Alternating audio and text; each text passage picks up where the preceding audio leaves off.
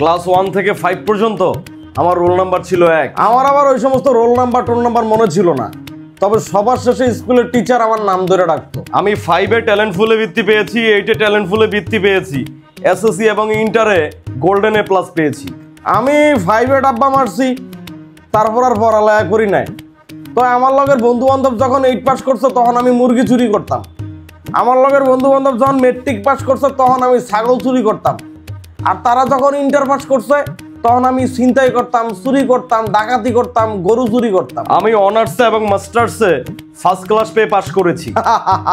তখন আমি মাদক মামলায় 4 বছর জেল কেটে বের হয়েছি। আমি বিসিএসে প্রশাসন ক্যাডারের টপ হয়েছি। তখন আমি আমার এলাকার নেতারে পরপারে পাঠাইয়া দিয়া সবার সামনে ভালো মানুষ সাজার চেষ্টা করতেছিলাম। আমার জীবনে আমি প্রচুর স্ট্রাগল করেছি। আমি দিনরাত 24 ঘন্টা পড়ালেখা করেছি। ওই সময় জীবনে কোনো সুখ শান্তির আমি পাত্তা দেই নাই, বুঝছেন? প্রেম করি নাই, কোনো মেয়েদের পিছনে ঘুরি নাই। আমার জীবনে শুধুমাত্র একটাই লক্ষ্য ছিল, মানুষের মতো মানুষ হওয়া। আমিও প্রচুর স্ট্রাগল করছি, চুরি করছি, ছিনতাই করছি, ডাকাতি করছি, তাই সুখ শান্তি কম করি নাই জীবনে। কিন্তু আমি কোনো প্রেম করি নাই, তবে প্রেমিকার লগে যা যা করে ওগুলো আমি সব করছি।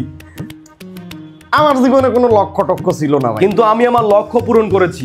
বর্তমানে আমি একটা স্টেট নির্বাহী কর্মকর্তা। আমার এই সমস্ত লক্ষ্য টক্ষ্য কখনোই ছিল না বাপু। কথাই আছে না, যদি থাকে নসিবে আপনা আপনি আসিবে।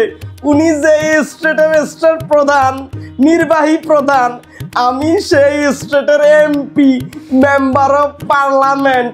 বর্তমানে আমি যৌন কল্যাণ মন্ত্রণালয়ের মাননীয় মন্ত্রী। আমার জীবনে একটা দুঃখ জীবনও যাইব না ভাই। এই গাধা যখন আমার এলাকায় আসে ভাই, এই গাধারে তখন আমার দাঁড়ায় সালাম করতে হয়। এরা দেখলে আমার চেয়ার ছাইরা দিয়া ওরে বসতে দিতে হয়।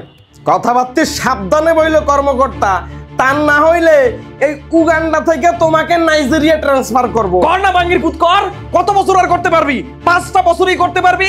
এরপরে মনে রাখিস, যার সুযোগ মতো যদি তোরা আমি পাই রে বাঙ্গির পুত, তোর বিসিতে আমি গুলি করবো। বেশিবার বাইরো না নির্বাহী কর্মকর্তা, বোঝো নাই? বেশিবার বাইরো না। ফোনটা একটু রিসিভ করো। হ্যালো স্যার, একটা ফ্যাক্স আসছে। কি ফ্যাক্স আসছে? আপনার এলাকার এমপি মানে উগান্ডার কল্যাণ মন্ত্রণালয়ের মাননীয় মন্ত্রী মহোদয়ের বিসিতে অ্যাটাক করার হুমকি দেওয়াতে আপনাকে চাকুরি থেকে আজীবনের জন্য বরখাস্ত করা হলো। কেমন লাগে এখন? ভালো লাগে না? আসছে।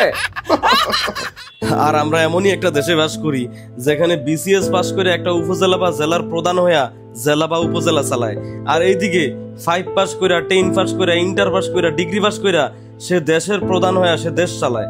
আপনার কাছে আমার একটা প্রশ্ন, জেলা বা উপজেলার প্রধান হইতে হইলে যদি বিসিএস পাস হইতে হয়, তাইলে একটা দেশের প্রধান বা দেশের মন্ত্রী পরিষদে বসতে হইলে তার নিম্নত কি পাস হওয়া উচিত? অবশ্যই কমেন্ট বক্সে জানাবেন।